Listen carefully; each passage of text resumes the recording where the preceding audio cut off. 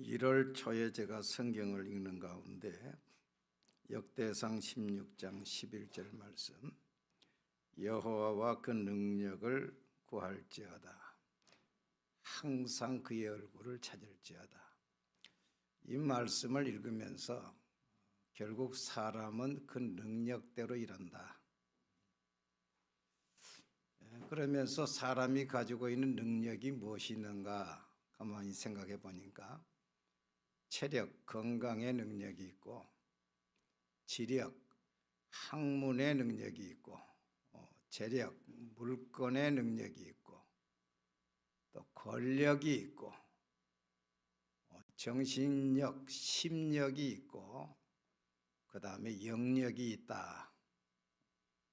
그렇게 제가 보면서 하나씩 설교를 했습니다.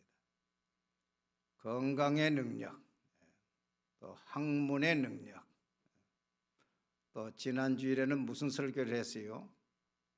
물건의 능력. 여러분, 물건의 능력을 하나님이 주신다 그랬습니다. 할렐루야. 에덴 동산에서 풍성했는데 에덴 동산에서 쫓겨난 이유가 뭡니까? 하나님의 주권인 선악과를 따먹음으로 인해서 쫓겨났다. 지금도 선악과가 있다 그랬어요. 네 가지를 얘기했어요. 첫째 선악과는 뭐라 그랬어요? 다 소화가 되셨는지. 첫째 선악과는 뭐라 그랬어요? 하나님의 주권을 상징하는 첫째 선악과, 주일이라 그랬어요. 주일을 함부로 여행 다니고 자기 마음대로 해서는 안 돼요. 계속 그렇게 범하면은요, 에덴에서 쫓겨나는 거예요. 두 번째는 뭡니까? 11조, 하나님의 것인 11조를 도둑질하면은 축복이 아니라 저주를 받는다 그랬어요. 세 번째가 뭐라 그랬어요? 주의 종, 하나님이 세우신 사람을 함부로 해서는 안 돼요. 모세를 그 형님과 누나가 비판할 때 하나님이 가만두지 않았잖아요. 네 번째는 하나님의 교회입니다. 여러분, 하나님의 주권을 잘 존중히 여기고 구별할 때에 하늘문이 열리고 축복이 임합니다. 여러분, 이 물건의 능력을 다 소유하게 되기를 바랍니다. 오늘 권력의 힘에 대해서 이제 말씀을 전하는데, 사람이 가지고 있는 땅 아래의 힘 가운데 권력의 힘이 가장 강하다. 가장 강하고 영향력이 있다. 이 권력이라 하면은 행정부의 대통령의 권력, 또 입법부 국회의 권력, 사법부 검판사의 권력, 이 사람들이 대단한 권력을 가지고 있죠. 이 사람들이 어떻게 판단하느냐, 결정하느냐에 따라서 우리에게 직접적인 영향이 오는 것입니다. 그렇기 때문에 높은 사람, 임금들과 높은 사람들을 위해서 기도하라. 너희가 경건과 고요한 가운데서 생활하게 하기 위함이라.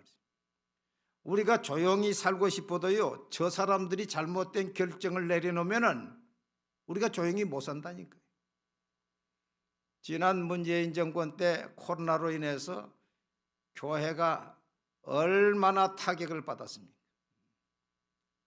저 극장이나 영화관 같은 데는 좌석수의 50%로 앉아서도 괜찮다고 해놓고 교회는 수천 수만 명이 모이는 교회도 19명. 이거 잔인한 것입니다. 잔인한. 수천 수만 명이 모이는 교회도, 그 좌석이 10,000명 모이는 교회도 19명. 이건 도저히 정상적인 사람으로서는 할 수 없는 이야기. 잔인한 것입니다. 그 결과 교회가요, 우리 대한민국의 교회가 한 6만 교회 되는데 15,000여 교회가 문을 닫았다니까. 얼마나 이게 잔인한 것입니까? 하나님의 교회. 지금도 국회에 민주당이 발의한 차별금지 법안이 계류되어 있습니다.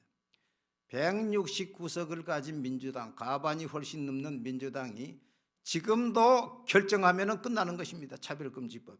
그 차별금지법 가운데는 종교적 편향이나 또 성적 지향이나 이런 걸 비판하면은 이제 벌금을 내게 돼 있어요.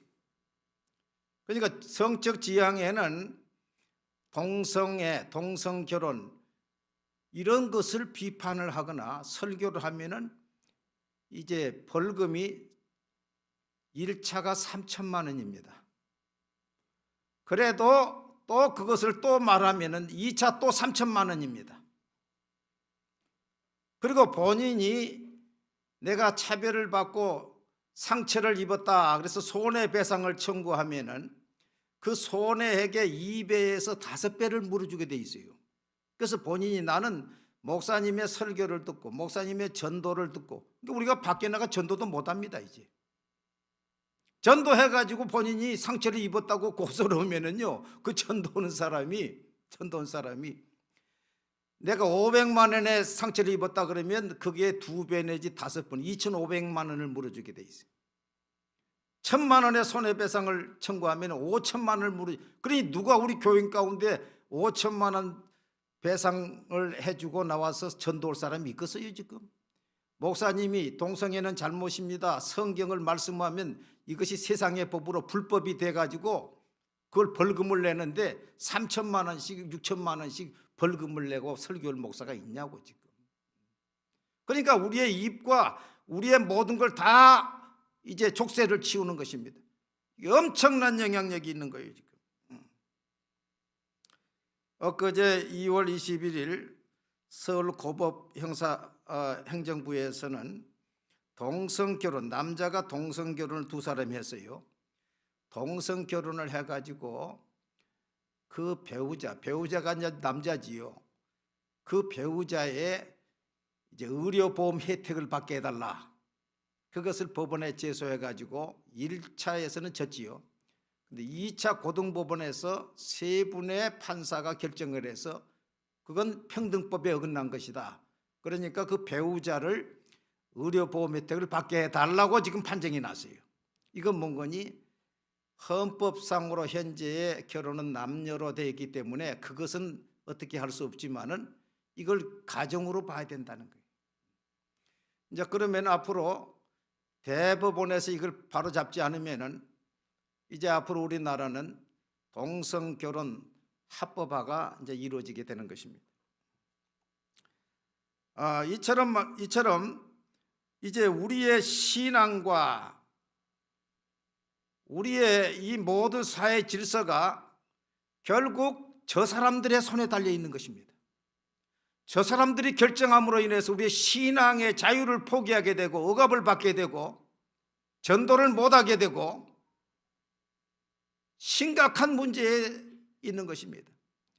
그렇기 때문에 우리가 권력을 가져야 된다는 것은 우리가 부를 누리고 뭘 떵떵거리고 우리가 출세하기 위한 것이 아니라 우리의 신앙의 자유를 지키기 위해서 필요한 것이고 우리의 후손들에게 신앙의 자유를 물려주기 위해서 필요한 것이고 우리나라가 신앙의 자유를 가지고 세계를 섬기며 복음의 마지막 주자의 사명을 감당하기 위해서 필요한 것이.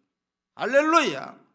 제가 의정부 우리 기독교 협의회 회장을 만나가지고 목사님, 우리 지역에 민철 씨인가 이분이 국회의원인데 나랑 한번 찾아갑시다. 찾아가서 지금 민주당에서 지금 차별금지법을 발의해놨는데 당신 이게 찬성하려느냐 말이야. 당신 찬성한다면 당신 다음 우리는 낙선 운동을 할 것이단 말이야.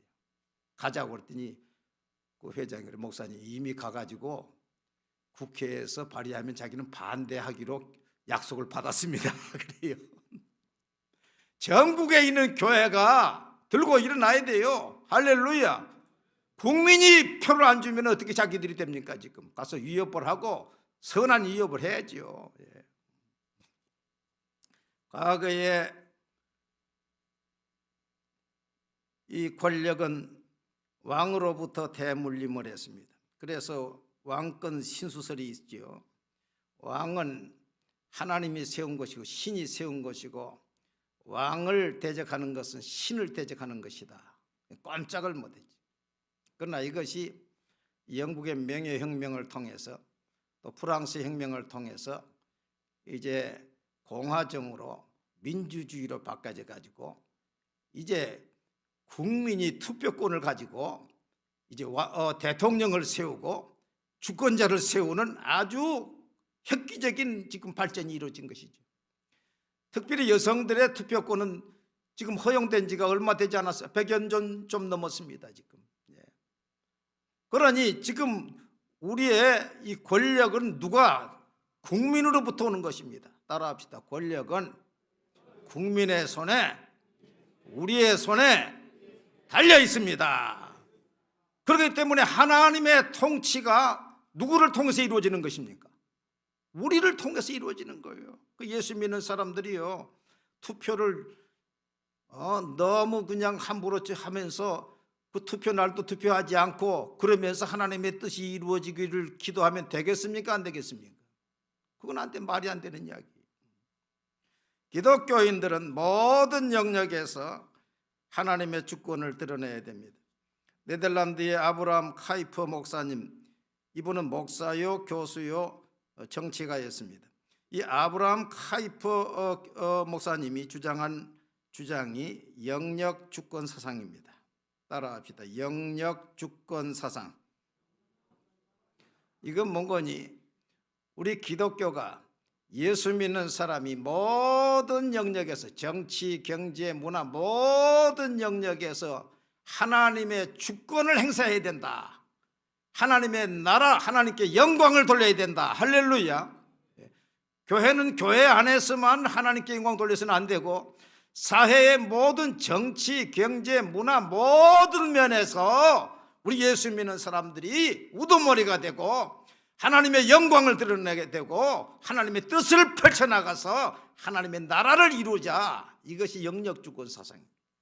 그래서 이 아브라함 카이퍼 목사님은 말만 그렇게 한 것이 아니라 자신이 직접 하란의 자유대학을 설립을 했습니다. 기독교 정신으로 후진을 양성을 하고 또 이분이 정치계에 입문해가지고 반혁명당을 세웠습니다. 좌파로 기울어진 네덜란드에 반혁명당을 세워가지고 자신이 당수로 18년 동안을 재직을 했습니다. 그 18년 동안 재직하면서 1901년부터 1905년까지 5년 동안 네덜란드 수상을 지냈습니다. 얼마나 영향력을 발휘했어요. 우리는 정교 분리라고 하는 프레임에 갇혀가지고 교회가 정치에 관여하면 안 되는 것으로 생각을 하고 있는 거예요. 목회자나 교회는 절대 정치에 터치하면 노 터치, 터치하면 안 돼. 왜 정치적인 발언을 합니까? 내보고도 그런 사람이 있어요. 목사님이 설교를 잘하다가 왜 정치적인 문제를 자꾸 이야기합니까? 그런데 믿는 자가 정치적인 면에서도 하나님의 영광을 드러내야 되고 또 잘못된 것을 바로잡아줘야 되고 할렐루야, 이게 필요한 것입니다. 우리 장로교를 세운 잔 칼빈 목사님이 교회 목사님이면서 스위스 제네바의 시장을 지냈습니다. 그 시장을 지낼 때 그때 벌써 시의회가 있었고 그 재판 기록들이 다 이렇게 나와 있습니다. 그때는 주의를 성수하지 않으면 벌금을 물었어요. 벌금을. 네덜란드가 자경화될 때에 아브라함 카이퍼 목사가 기독교 정당인 반혁명당을 창당을 해서 나라를 바로 세웠습니다. 독일에도 지금도 기독교 정당인 기독교 민주당이 있고 기독교 사회당이 있는 것입니다. 기독교 정신으로 독일의 중심을 잡고 있고 이 기독교 민주당 당수가 콜 수상 때에 동독과 통일이 이루어지게 된 것입니다. 이 동독도요, 동독 통일도 쭉 보면은 그 독일의 니콜라이 교회를 중심으로 해서 월요 기도회가 일어나게 되었고 그 월요 기도회가 처음엔 20여 명으로 시작한 것이 점점 늘어가지고 12만 명, 45만 명, 나중에는 100만 명까지 늘어났어요. 그렇게 나니까 결국은 공산당이 손을 들고 베를린 장벽이 무너지고 이제 무정부 상태가 되는 것입니다. 이제 국가가 힘이 없어요. 그러니까 수상이 정당 5개 정당 대표 1명씩, 교회 대표 1명, 그리고 포럼 대표 1명, 7인의 원탁회의를 만듭니다. 그 원탁회의는 국가 정부 기관은 아닌데 지금 국가가 몰락이 된 상황에서 이 7인 원탁회의를 하는데 그 원탁회의를 어디서 했느냐? 첫 번째가 교회에서 했어요. 교회에서 하고 교회 대표가 그 원탁회의의 중심 역할을 하고 조정 역할을 해서 결국 통일이 이루어지게 된 것입니다. 여러분, 앞으로 우리나라의 통일도 이 정당에서 될 줄로 생각하십니까? 천만입니다. 교회가 중심이 될 것입니다. 할렐루야. 교회가 중심이 돼가지고 교회가 앞장서게 되고 조정 역할을 해가지고 결국 통일이 이루어지게 되는 것입니다. 미국이 저렇게 청교도 정신으로 개척한 미국이 타락한 것은 기독교 정당이었고 교회가 목소리를 내지 못했기 때문에 결국 타락해서 망해가고 있습니다. 오바마 대통령이 동성결혼 법안에 찬성하고 서명할 때에 교회는 목소리를 하나 내지 못하고 조용하고 있는 것입니다. 그러니까 지금 목사들이 동성애 비판했다고 감옥에 들어가고 벌금 내고, 성도들이 그 케이크 만들어주지 않았다고 해서 벌금 내다가 결국 파산하고, 부케를 만들어주지 않았다고 해서 결국 문을 닫고 벌금을 내고, 그런 피해를 받고 있는 것입니다. 우리나라가 자유민주주의 국가를 세우고 세계 10대 경제 대국이 된 것은 우리 기독교의 덕분이고, 그 중에서도 이승만 대통령의 선견 지명이 있었기 때문에 그렇습니다. 저는 한 4가지로 생각하는데, 첫째는 이승만은 상해 임시정부 때 초대 대통령이 있습니다. 초대 대통령으로 있을 때에 공산주의자들이 같이 협력할 것을 이야기를 했어요. 그런데 이승만은 공산주의자는 코렐라와 같다.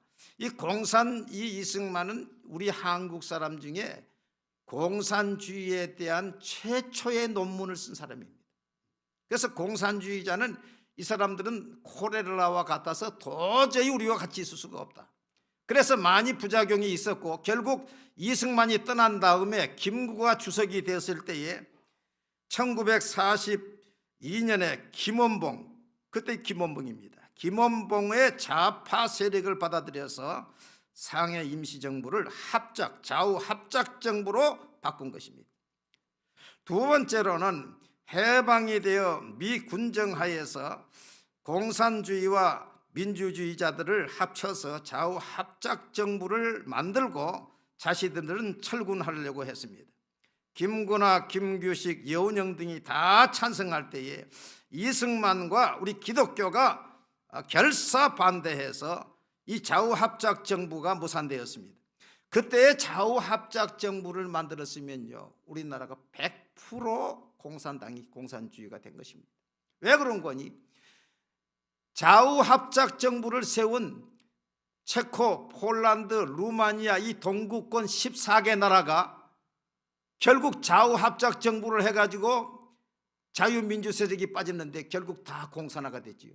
그러니까 1991년에 소련이 망한 다음에 겨우 그때 자유민주주의로 돌아온 것입니다.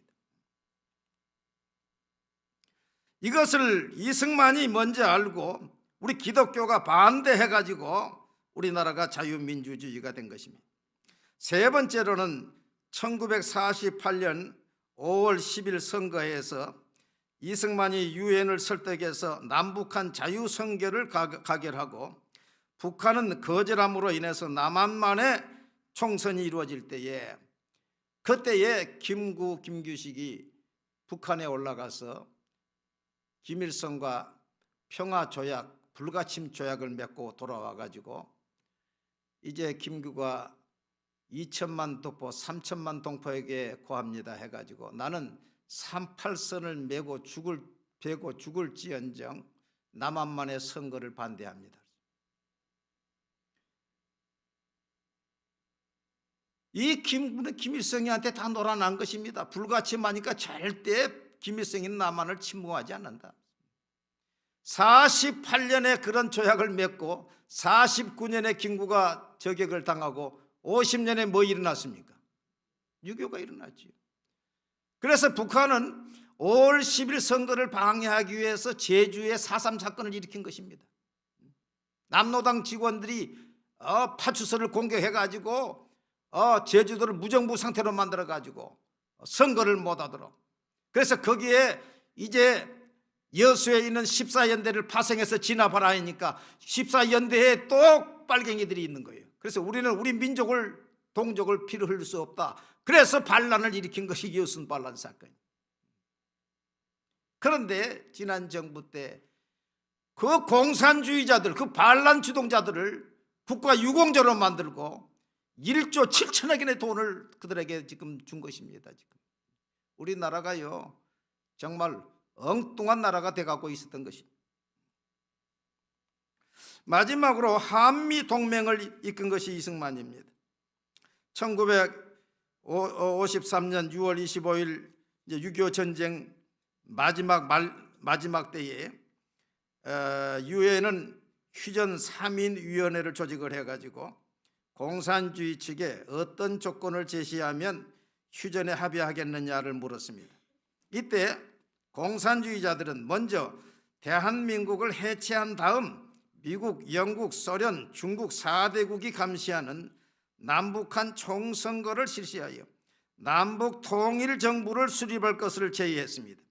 이에 이승만은 결사 반대를 했고 유엔의 도움 없이도 통일을 시키겠다고 호언장담하면서 유엔과 상의 없이 방공포로를 석방을 하고 육군에게 38선 이북을 진전 명령을 내리고 50년 10월 17일에는 북한에 대한 직접 통치를 선언하고 50년 10월 30일에는 수복된 평양을 방문해서 연설을 함으로써 이제 미국의 이제 한미 동맹을 체결하게 된 것입니다.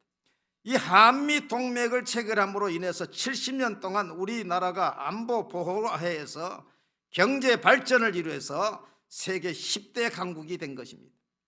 그렇기 때문에 이승만의 대변인 역할을 하고 비서 역할을 했던 로버트 올리버 씨가 있습니다.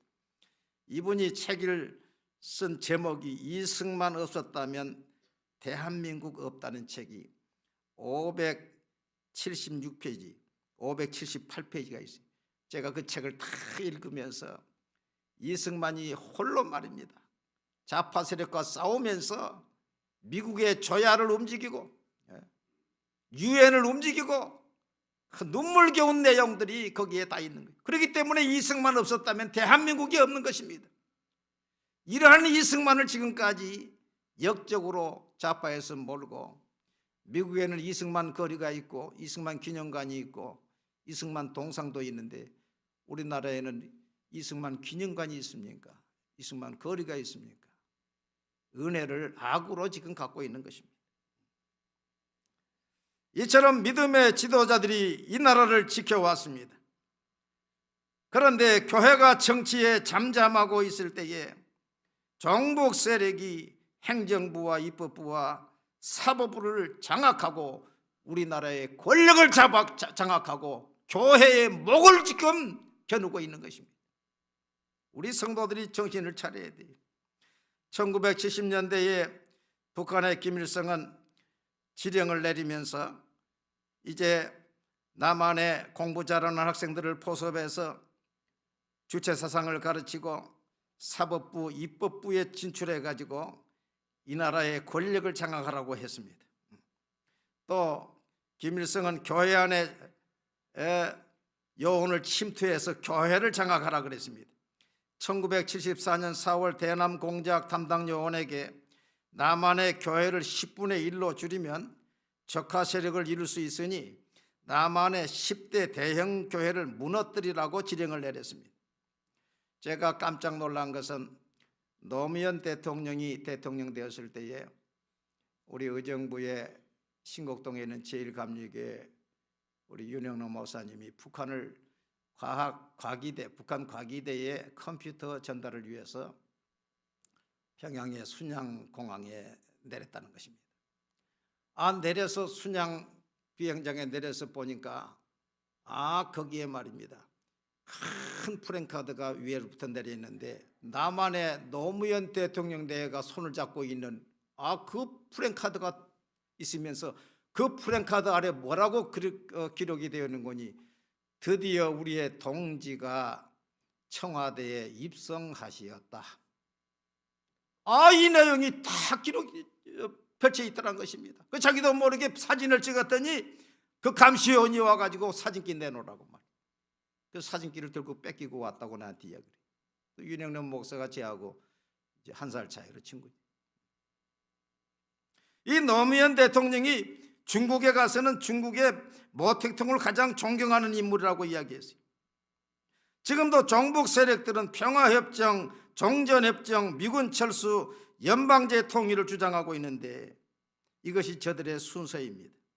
나라가 넘어가는데도 목회자와 성도가 교회 안에서만 머물러 있으면 결국 남한의 교회도 북한처럼 다 없어지게 될 날이 오게 될 것입니다. 당장의 차별금지법만 통과돼도 영국이 차별금지법 통과되기 전에는 기독교인들이 70%, 75% 그랬습니다. 차별금지법이 통과되니까 10년 후에 기독교인들이 4%, 5% 떨어졌어요.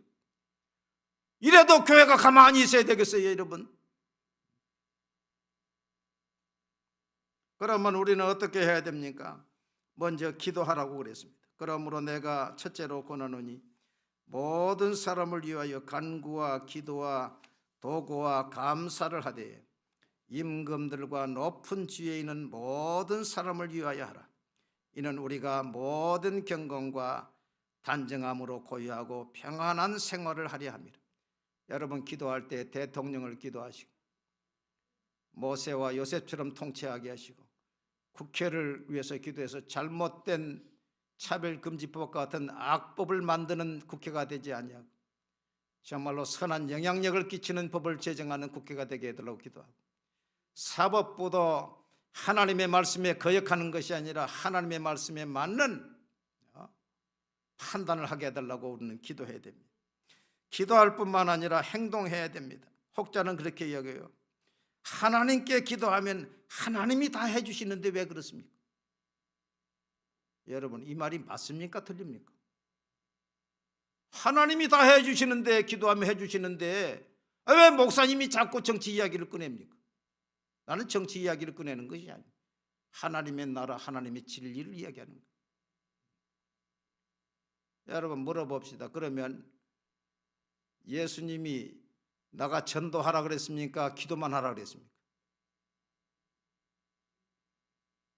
기도만 하고 가만히 앉아 있으면 된다 그랬어요? 나가 기도하고 전도하라 그랬어요? 그렇지요. 오직 성령이 너에게 임하시면 너희가 권능을 받고 예루살렘과 온 유대와 사마리아와 땅끝까지 이르러서 내 증인이 되라. 할렐루야. 기도했으면 나가 전도하고 권면하고 가가호 예수님이 방문한 것처럼 방문하고 해야지요.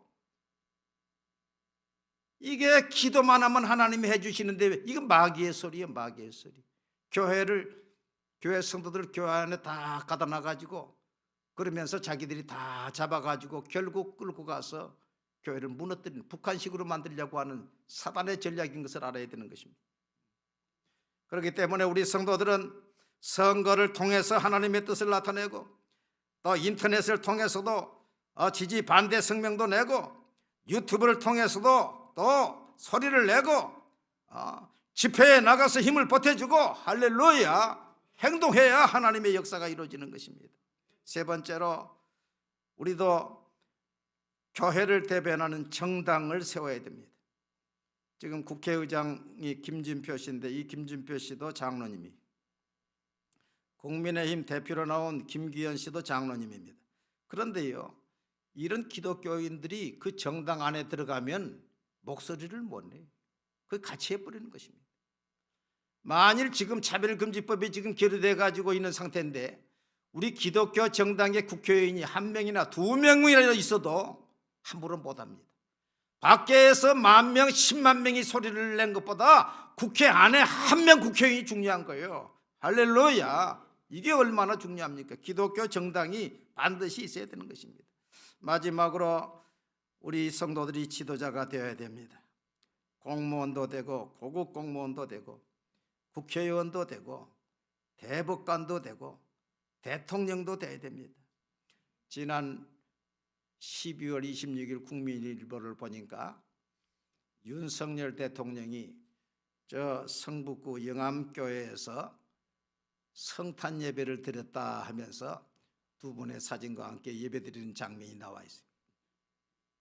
그러면서 윤석열 대통령이 초등학교 5년 동안을 그 영암교회를 다녔다. 그래서 그 목사님이 또 수료증이 어떻게 또 있어가지고 그때 그 수료증을 드러내가서 보이면서 퇴임하시면 우리 교회 와서 신앙생활 했으면 좋겠다, 그런 말을 하는 것이 기록되어 있어요. 문제는 지금 그분이 신앙생활 하지 않은 것 같는데 우리 성도들이 우리 자녀들을 잘 키우고 우리 성도들이 기도해서 우리 교회에서도 국회의원도 나오고 장관도 나오고 할렐루야. 어떻게 너무 먼 거리를 이야기하는 건가 봐요.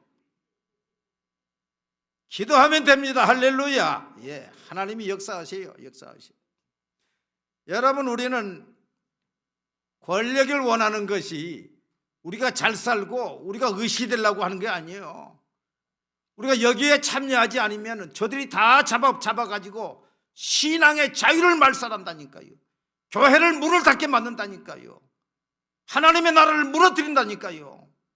여러분, 우리가 기도하고 또 목소리를 내고 또 정당도 만들 수 있으면 만들고 우리 성도들이 영향력이 있는 자리에 앉아서 우리나라를 자유 대한민국으로, 신앙의 자유가 있는 나라로, 마음껏 예배하고 전도할 수 있는 나라로, 또 세계를 섬기며 선교사를 파송하는 복음의 마지막 주자의 나라로 꼭 만들게 되기를 주의 이름으로 축복합니다.